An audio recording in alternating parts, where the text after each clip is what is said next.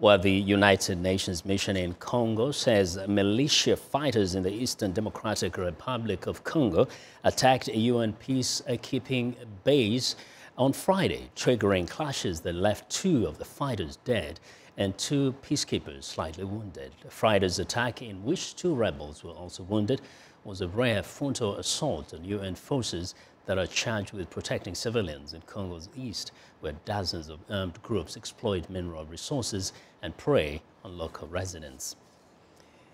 The Central African Republic has been plagued by inter-religious violence over the past several years, forcing hundreds of thousands of people to flee their homes, either to be displaced elsewhere within CAR or to seek refuge in the Democratic Republic of Congo. Joining us today is Pascale Serra.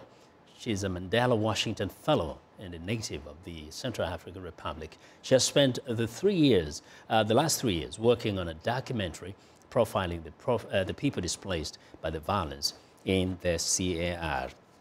Now, Pascale, first share with us what motivated you to do this documentary for that past 3 years?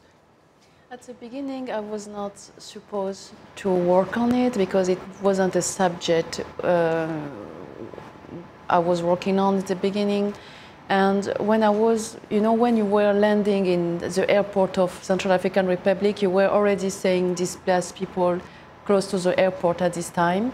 There were like 28,000 people living there close to the airport. And so it was really obvious to see them. And I was wondering how those people are living, because there were rumors that people don't want to go back home because they are staying there in order to take advantage of donations that NGO were giving to them. And a friend told me once to say, okay, Pascale, if you want, we can go on the field and you will meet these people and you will do your own opinion. So when I get there, I was really, really surprised and touched about how people created their own society. It wasn't like people have told me. People were waking up every morning, go to work, trying to survive, not waiting for help, but was really struggling and was, I felt like a resilience inside the camp. And I thought it was really important to show that and to speak about it. Yeah. And this happens in many parts of Africa. In Central African Republic, of course, we know the country has been going through so much. Why do you think this is really important to show the world at this time? I think I'm from Central African Republic, and sometimes I feel really bad that my country is only being told about bad things. Mm-hmm. We only heard about Central African Republic when things are going bad, like conflicts, wars, or events which are violent.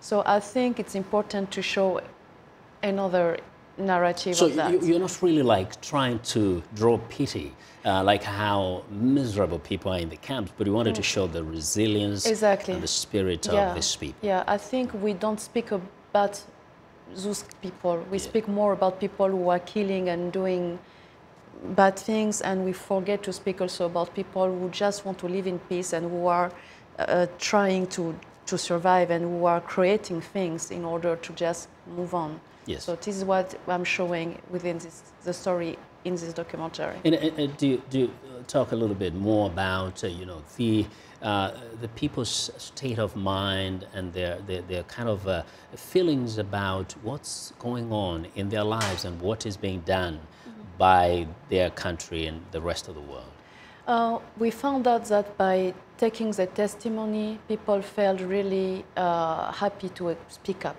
Because unfortunately, in my country, audiovisual is not working very well. We only have one TV channel, which is not really working well. So mostly events are related to political subjects. So we found out that people needed to speak up, to tell what they are going through, to share with people how they are living. And it's also a way to convey messages about peace, reconciliations. And we also found out that by telling the story, we also creating empathy and solidarity, because people react and say, oh, you talk sometimes about this person, how we can help, how we can do something. And it's also a way to build our own history, because we don't have archives. We don't know really how our history is only built on bad things, bad history. So I think we also have to build our own history. And yeah, I think it's more than a documentary. It's something like a tool to raise awareness among population. I really commend you for doing such a good work, dignifying the humanity of the people of that country despite of all the problems. Thank you very much for joining us. Thank you.